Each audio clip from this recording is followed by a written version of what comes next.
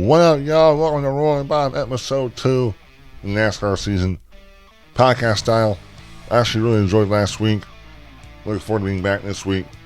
So the topics for this episode, at least, we're going to talk about the finish of the Cup race, Carson Hocevar and the drama he had with a bunch of other drivers. We'll talk about the Cup race in a whole. Then we'll get into some Xfinity Series racing and Craftsman Truck Series racing, giving my thoughts on those races, and then we'll go into some fan questions. So here we go. So at the end of this race, a lot of drama. We thought we were going to get a three-wide finish with Christopher Bell, Carson Hocevar, Kyle Larson, but no, NASCAR threw the yellow flag, and I think it was the right move. Denny Hamlin said it was the right call. Denny Hamlin, a guy who's very harsh on NASCAR with their fishing, he said it was the right call. Jeff Gluck, Jordan Bianchi, they all said it was the right call. A lot of fans hated it because last week at Daytona, final lap, big wreck, NASCAR does not throw the yellow flag. And that was a little bit confusing at all. That was really confusing. Because it all started Thursday night at the duels, last Thursday night on Duel 2. We had a wreck come into the checker. There was like 50 more yards to go, and we saw a massive wreck. And NASCAR threw the yellow flag before the finish line. That resulted in, we thought Aaron Jones won. He crossed the finish line first, but the yellow flag came out. Austin Cindric won, ruined us of a great finish. And we were really confused because they were coming to the checkered. What was the point in throwing the caution there? The safety vehicles were going to have enough time to get there. They were going to be wrecking way past the start finish line anyway with how big that wreck was. A lot of fans didn't like that. I think NASCAR knew they probably didn't need to throw the caution, so they kept it green when we saw that massive wreck during the Daytona 500 on the white flag. And they didn't throw the yellow there. So we thought, okay, NASCAR changed. NASCAR is really going to try to have these races end under green.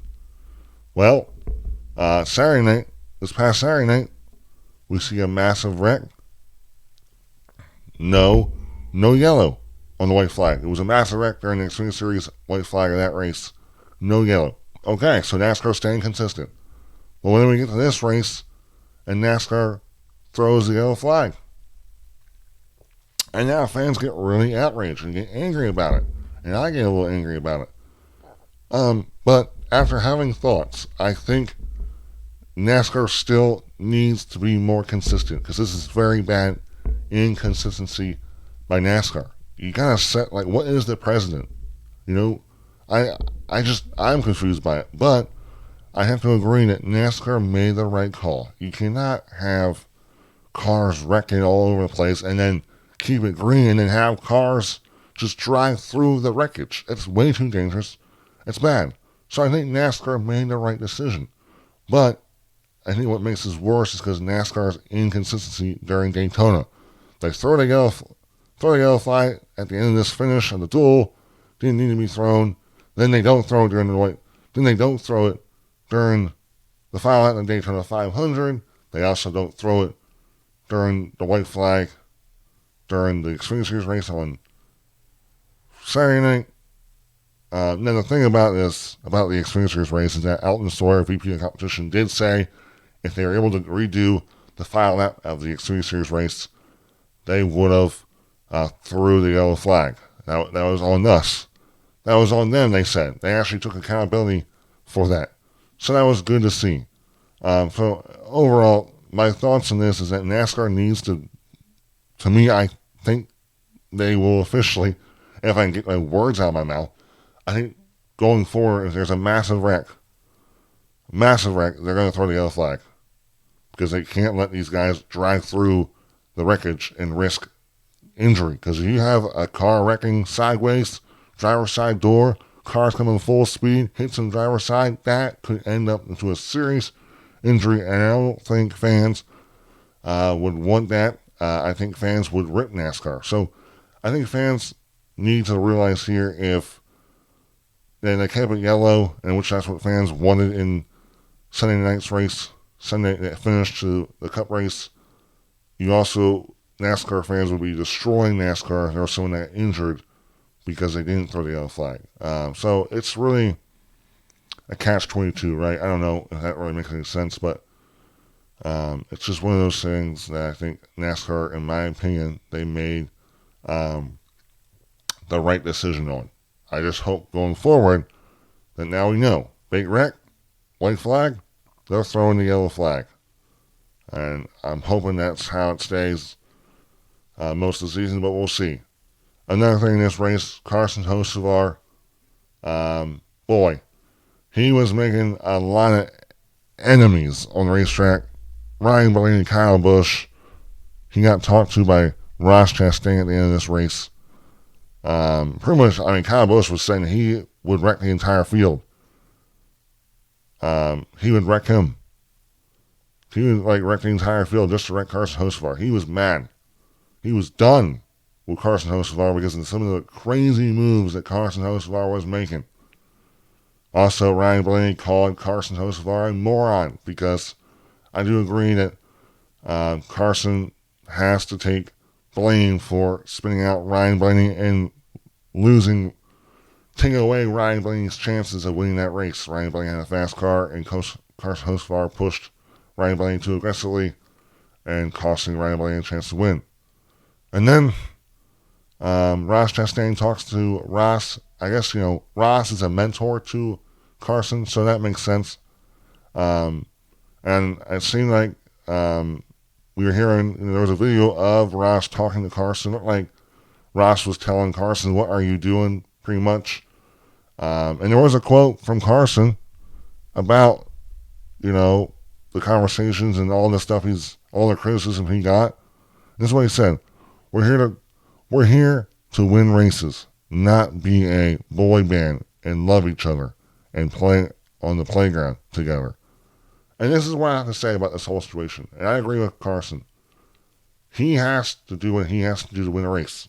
And if that risk makes him cost him some friendships outside the racetrack, if him being aggressive cost him friendships and pisses off other drivers, I don't think he cares, because he's trying to win races. He's trying to make a career, make a living driving race cars, and I think he's very talented. But look, he does have a reputation for being a little too reckless. I mean, the stuff he did in the Truck Series, wrecking on purpose, wrecking other guys on purpose, purposely slowing down to get a caution, all that stuff I don't condemn any of that. That's all messed up stuff. But to me, since he's been in the Cup Series, he's been very aggressive, but he hasn't, wrecked anyone on purpose. Now, yes, you could say the Ryan Blaney incident looked like he was trying to wreck Ryan Blaney on purpose, but I think he was just trying to be aggressive and push Blaney, and he spun him out. But the thing is, to me, I think this is good for NASCAR. I think fans, I didn't see unless you're a Ryan Blaney fan or a Kyle Busch fan, you're probably mad at Carson. But besides that, as a big fan, big time fan of NASCAR and racing, I love what Carson is doing, because he is not listening. He's not trying to be controlled. We need someone like him to be aggressive. I don't think he wants to be a villain. He's not wrecking people on purpose and all that kind of stuff, and has this swagger to him, and he's not like a Dan Earnhardt at all. But we need someone, we had Ross, and ever since the Darlington 2023 race where he wrecked Larson and got a big old talk with Rick Hendrick, Ross to me hasn't been the same. Also, the speed hasn't been there at Trackhouse. So Ross kind of fell off. Also, Ross was a younger guy. Also, I think Ross has learned from that too, and a little more, he's a lot cleaner race car driver. Well, now we have Carson Hocevar, who's young, talented, making all these aggressive moves, pissing off veteran drivers. That's so NASCAR. You think about Joey Logano and the amount of run-ins he had with veteran drivers, especially the Tony Stewart ones. Boy, but that's typical. I think this is part of NASCAR. When you have these young, talented drivers that are inexperienced, you're going to have veteran drivers not be happy when those young drivers make mistakes and ruin their race. And I don't even think, listening to Kyle Busch's post-race interview, he was mad, I think, in the moment, but he seemed like he understood what Carson was doing, knowing that Carson had a fast car. He understood that. So I don't think I think Kyle's mad because some of the moves that Carson was making was probably making him mad, cutting it close with Busch, risking Busch's race, Um, but I think Kyle Busch understands what, Carson was doing. Carson had a fast car. Carson could have won the race there. He was in position there to have a shot at it coming to the line if the race stayed green.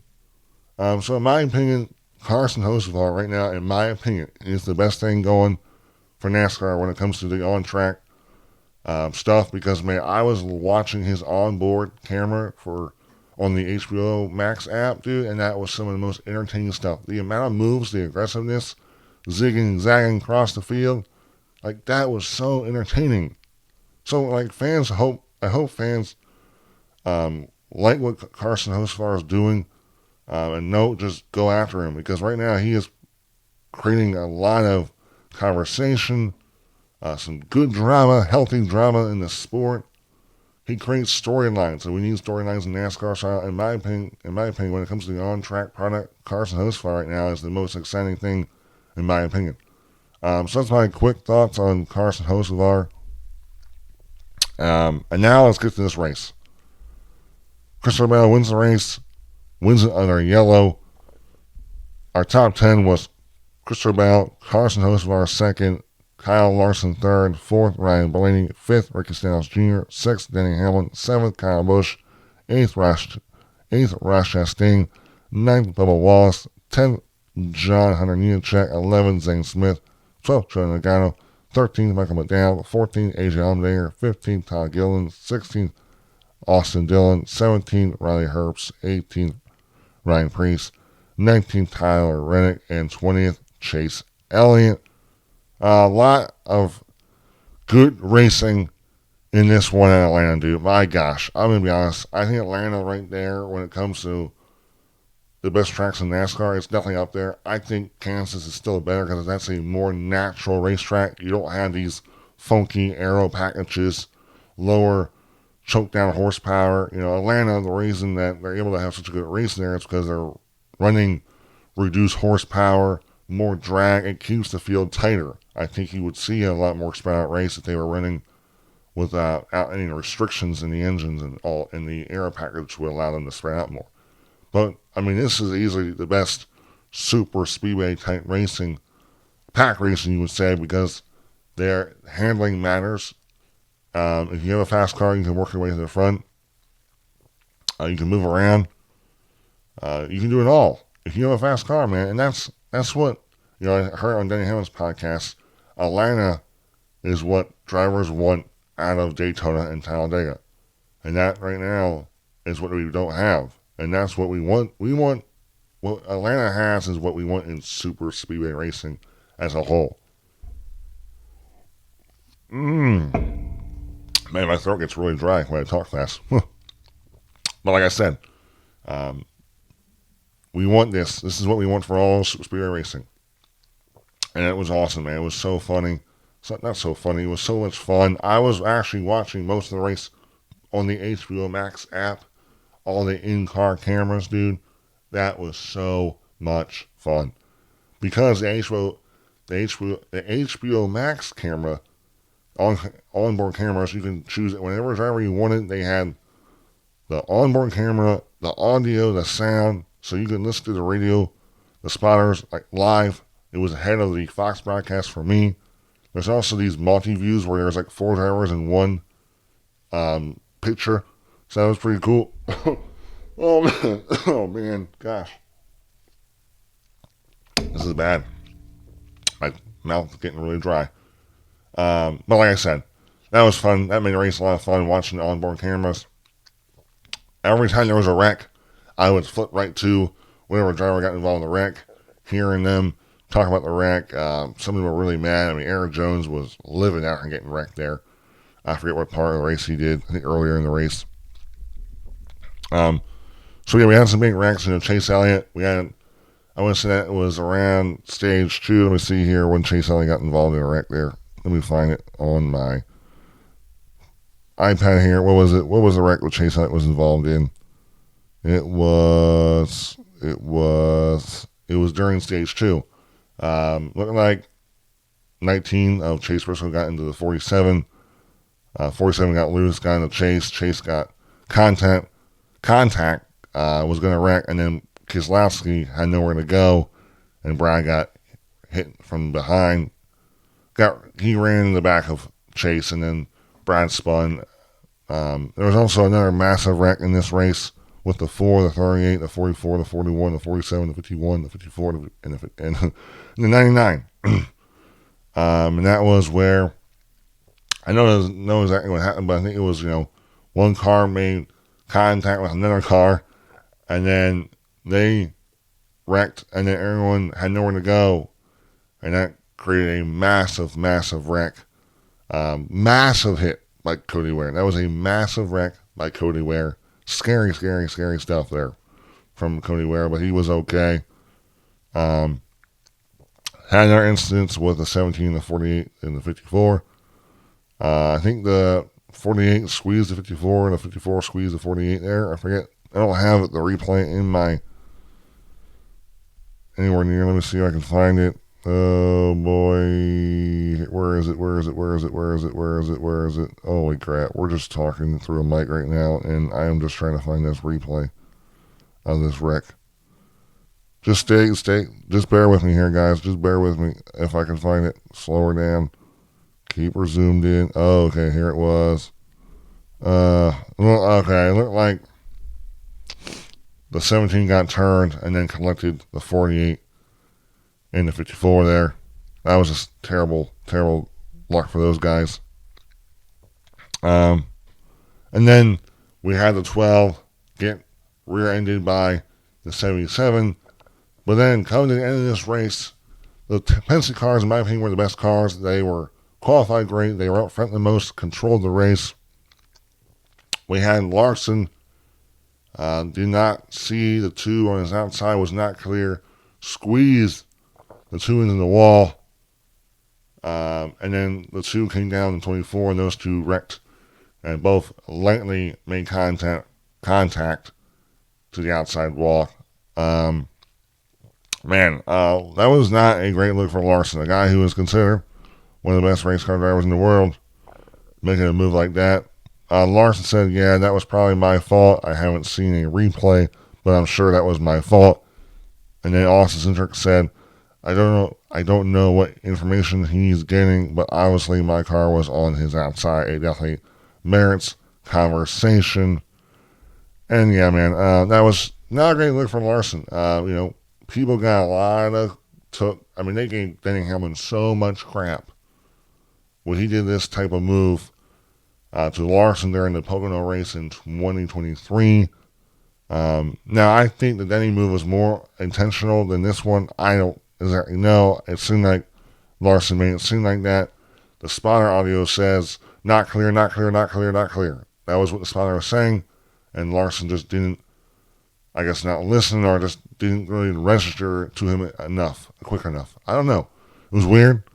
Because it seemed like Larson knew that he wasn't clear, but still came up anyway. So it was not a great look for Larson, and terrible for Austin, because Austin, Daytona, Atlanta, he's been up front controlling these races, and then he gets wrecked from not even his own doing. So it really stinks for Austin. I did want to mention one thing before we get into Xfinity here. And we also want to talk about the winner here.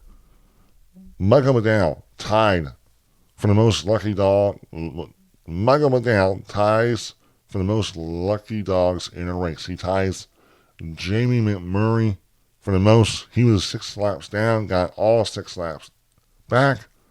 So that's cool for Michael McDowell. He also finished 13th, survived the wreckage at the end, and got a top 15 day. So that's really cool. But this overall race, it was 3 hours and 27 minutes. There was 11 cautions for 63 laps. The lead changes in the race was 50. And I don't know how those lead changes work through, cautions and, pit stops and all that. But I assume, that wouldn't surprise me when we had that many lead changes. 50, that's a lot.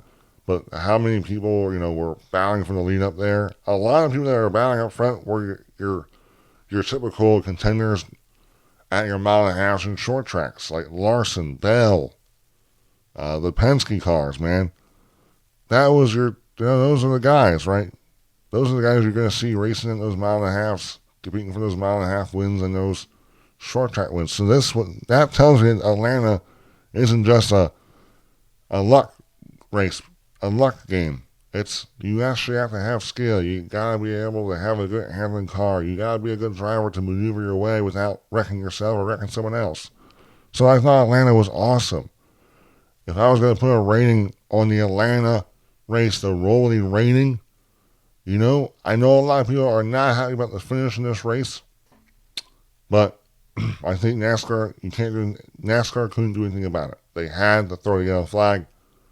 But I know that's going to kill it. But to me, it didn't kill it enough. I really enjoyed the race overall. I'm going to give it an 8.5. Really enjoyed this race. Was very much entertained the whole way through. Now I want to talk about our winner, Christopher Bell. Congrats to Christopher Bell, man. Great job. I mean, he's not the best super speedway racer, but he was in position during the 500. He was also in position in this race and capitalized, was ahead at the time of caution. And now Christopher Bell gets a win at a track that he probably didn't expect to get a win at.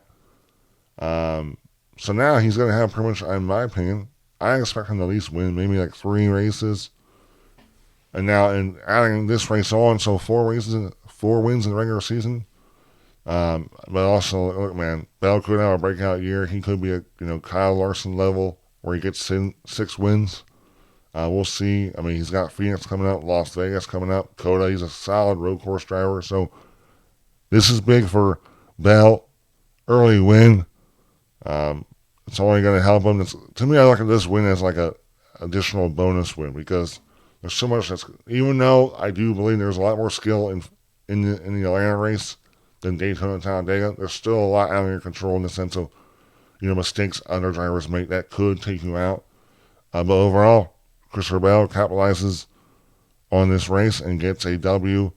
That'll be big going into the 2025 playoffs of those 5 playoff points he gets from those. Now let's talk about the Xfinity Series race. Austin Cindric, dude. Not Austin Cindric. Gosh, dude. I get Austin Cindric and Austin Hill mixed up for some stupid reason. Even though there is no need for it to get mixed up. Oh, shoot. I forgot something here, guys. Who led the most laps of the Cup race? Yeah, Austin Cindric led 47, and Josh Berry led 56, man. I feel bad for Josh Berry. Geez, man, we're forgetting about a bunch of stuff, dude. I am like all over the place in this podcast. But yeah, Josh Berry finished 25th. He led 56 laps. The Penske cars, like I said, were the best cars all day during the race. And I feel bad for Josh Berry. He was involved in that final crash that led to the yellow coming out on the final lap. But yeah, I felt terrible for him because, I mean, that was an impressive race. He had solid points too, so not the worst thing, but definitely not what it could have been. Now let me go over here. I gotta go find my finishing order from the Xfinity Series race. Man, guys, I apologize, guys, if you're still listening to this podcast. I am just all over the place, and that's my fault. But, I don't want to make these podcasts just strictly racing all the time, I still want to have a little bit of, like, me, right? I want to have a little fun in them. If I mess up, I mess up, man. But I hope your guys' days are going well. All right. After I'm saying a bunch of random crap. Holy crap. Austin Hill dominated this race. Won both stages, won the race. I believe the total laps in this race was 163 or 64, and Austin Cindric led 146 laps. Jesse Love, his teammate who was on the pole for this race, led 13. What we got here? We got Sam Mayer led 1. Uh, Nick Letts, I believe, led one. Eric Almirola led one. And Lehman Honeyman led one lap. So that was probably all through pit strategy and all that. But no, guys, Austin Cindric, RCR, they are so dang good at these super speedways. It was a fun race, guys. First race, watching through the CW channel. And man, CW does a great job, man. The energy they bring, they made that Xfinity Series race, this second race of the season, feel like a mother freaking big deal. And that was fun. That was entertaining. That was awesome. I love Parker Kligerman. I love Jamie McMurray. I love Adam Alexander as the play-by-play. The energy they bring, they're really good. They work well together. They're not interrupting each other. They're both very excited, passionate about what they are talking about. So overall, that was really fun listening to CW. I can't wait. I know some fans were upset. I guess you cannot watch the race on the CW app. You can watch the onboards, but you can't get the race on the CW app because there's some people that can't get the race on their normal cable channels. Luckily, I watch on YouTube TV, and my local CW had the race on, so I didn't have to worry about going and watching on the app. But yeah, it's not great. I know they're a new TV partner, but you gotta be able to give these people that can't watch the race, on their TV or their local, TV provider to be able to watch the race on your app. Now I know some people are making this whole joke. Well, all you gotta do is buy a cheap little antenna, and you have CW, which is true. But I mean, it's a lot easier if you can just go on your phone, download the app, and click the CW app and watch the race. A lot more simpler than that. So much more simpler. So hopefully they can get that thing figured out.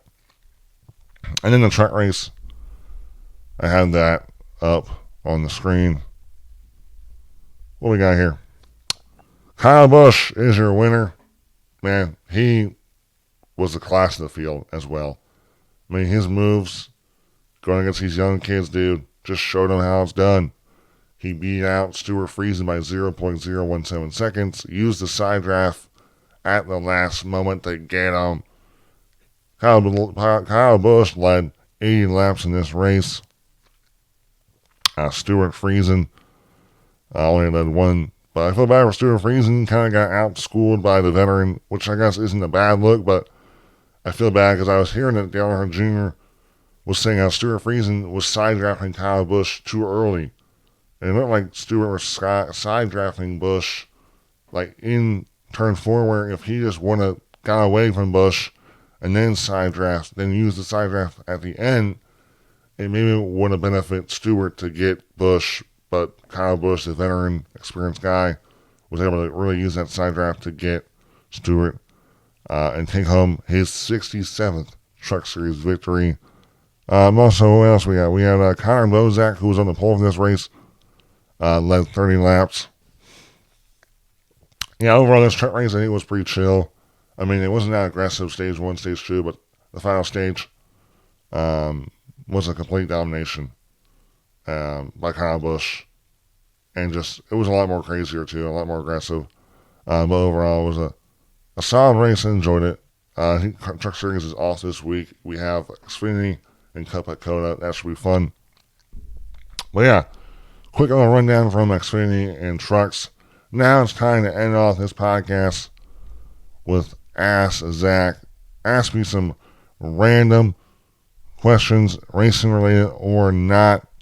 Hoping this is something that fans that like listening to me, or can just, they can ask me something they want me to ask or want me to talk about. Gosh, man, I'm getting my words. Dude, I really do apologize, guys. This podcast thing, it's hard for me just to keep talking and talking without someone else to, kind of bounce off of. But, so, we have some questions. So, the first question is from Need_Ham50. What other races do you plan on going to this year, and which tracks are your favorite to go to? Keep up the good content. Go 12. I appreciate it. Need_Ham. So, the races I have planned to go to, at least scheduled, is Pocono, Dover, Darlington, and Martinsville. But then also there's a chance that I could throw in a Charlotte because that's, we get people that work, get off Monday. Could work out for me from Pennsylvania, 8-hour drive. Also, Richmond is close by. Virginia, that's a Saturday night race. Like a 4-hour drive from where I live, not too bad. What else is there? Bristol, Saturday night race, and that race I've gone to, I really enjoy. So, a lot of possibilities to go to a race. Also, Walton Scordon's another track I could be going to. So those are the kind of races, the tracks I enjoy going to. What tracks are my favorite? The tracks that are my favorite, Daytona was incredible. That experience was awesome. If you haven't gone to Daytona, go to the 500. There's so much on-track action to go to. Oh, man, gosh. Man. Also, Darlington, go to Darlington. Darlington is awesome. I camped in the infield. That was... Alright, let me start over here, guys. Gosh, dude. Look, man, this is all going to be in the podcast. Another track, I think... this is a mess, guys. If you're watching this right now, this is embarrassing. This is what it's like when I try to record an episode that I have to edit. It is multiple takes after takes. But I'm not, gonna feel sorry for myself. Gonna keep working at it. But yes, another track, Darlington. Love Darlington. I camped in the infield, going back this year to camp in the infield. Fence line spot. 10. Watched the race from the back of my truck, dude. That was entertaining as crap. Went with my friend for the first time, his first NASCAR race experience. Can't wait to go back again. So those are easily the two tracks I recommend. Also, Bristol, the Bristol night race. I mean, if there's a lot of people there, that's what makes the event so cool. All these fans in these enclosed grandstands. Energy is awesome. Oh my gosh. The energy is awesome. The intensity of the race feels bigger when there's more people. You're all in this one big bull ring. So that's also, I think, Bristol, Darlington, and Daytona are all tracks. The 3 tracks, in my opinion, that I've gone to that I would recommend going to. So that was one of the questions. The next question. This is from E.Ross_27. You meet any girls down at the races, son? ? Sadly, I did not. And I'm still single. That's where I'm going to leave it at that. Another question from Matt. It looks like, what is your favorite all-time racer and event, and why? All-time racer and event. You know what, guys? Before I was like a hardcore NASCAR fan, I've always been a NASCAR fan since 2011. But like hardcore, I was a hardcore Monster Jam fan. I would come home from elementary school from the bus and watch Monster Jam on the Speed Channel, dude. Dude, that was some of the best times of my life, dude. Sit on the couch, watch Maximum Destruction versus Gravedigger, Tom Mentz, Dennis Anderson, the World Finals, dude. I would pre-record all these episodes of Monster Jam. I would buy all the Monster Jam little trucks. I still have a bunch of them around here at the house, my parents' house that I still live at. They kind of got passed down. But dude, another thing about that is I would literally come home, and we used to have this swing set playground. And in this playground, we had this little sandbox. I would put all my little Monster Jam trucks around against, the sandbox was like a square. Put all my monster trucks around there, build these little sand hills and these little courses, and have my own competitions. And I would also keep a score system in my brain. It was some of the best times of my freaking life. Miss those times. Not as big as a Monster Jam fan. It's no longer on TV. I feel bad for Monster Jam now. I think they do a lot of their shows are on YouTube. But when it comes to a racer, I was the biggest Maximum Destruction fan of Tom Mentz. He was my hero back then. Like the stuff he was doing, the double back, holy crap. The double backflip he attempted, dude, crazy stuff. Really awesome, dude. So yeah, Monster Jam was like my favorite thing growing up, and Tom Meents was like my favorite racer growing up. Next question. Do you think Larson's block was a good attempt, or was it... Oh my gosh. Let me start over here, guys. From Carmichael. Do you think Larson's block was a good attempt, or was he too harsh? Personally, I think in my opinion, it was not a good block. He ruined the guy's race in Austin Cindric, but at least Larson apologized. I feel bad for Austin Cindric because he had a great car, fast car, was in position to win this race, but a guy who was considered the best driver in the sport cost him, and I would hate to be Austin Cindric. That's probably one of the worst feelings, knowing that a guy who was considered the best is the one that took him out from winning a race or having a chance to win the race. So, feel bad for him. The Gypsy Prince. What the hell happened to the Fords? They looked so good in stage 1. Yeah, man, the Fords, in my opinion, the reason what happened to them, they got wrecked. Blaney got wrecked. Josh Berry got wrecked. I think Joey got involved in a wreck. Austin Cindric got wrecked. They all got involved in wrecks. All got screwed over. Some by their doing, some not. So that's what happened to the Fords. They all got involved in wrecks, especially the ones that were competing like the Team Penske cars. So terrible for the Fords. Qualified great, but didn't finish great.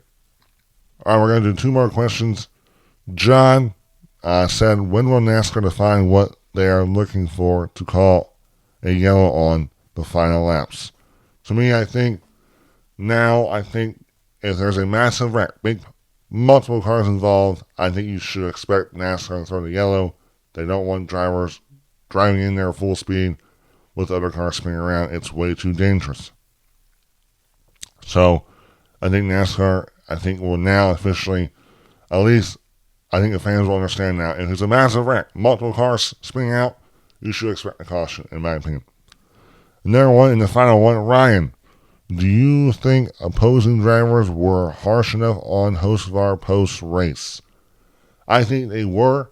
You saw Ross Chastain talk to Carson Hocevar. You also saw Ryan Blaney talk to Carson Hocevar. They both have their point of views and how they saw it. I mean, Ryan got wrecked by Hocevar. Ross, I think, in my opinion, I don't know what happened. I don't think anything happened to Ross, but I do believe Ross is a mentor to Carson. So I think Ross wanted to talk to Carson. But, Carson did say he's here to win. He's not here to make friends. That's pretty much, I'm paraphrasing there, but that's kind of what Carson said. I think he'll take some things from it, but also not trying to change up and change for these other guys out there. So overall, I think the drivers were not harsh at all. I think it'll just depend on how much of their points that they send to Carson will affect the way that Carson drives in the future. Well, guys, that is a wrap. Boy, this was a messy, messy podcast. I'm not sure how long it is. I hope you guys enjoyed. Please, I don't care what you say about the podcast, what you thought. If you didn't like it, that's fine. I understand why you didn't like it, I definitely want to continue to work on my, I definitely need, maybe I'll just edit parts of my podcast instead of trying to be, just go straight through. Because I do feel like my mouth starts to get dried up. I'm sipping water half the time. But hope you guys enjoyed. Looking forward to COTA. There's a lot of off-season news. I'll be posting some small shorts about that stuff. But stay tuned to next Tuesday morning. Goodbye, y'all. See ya.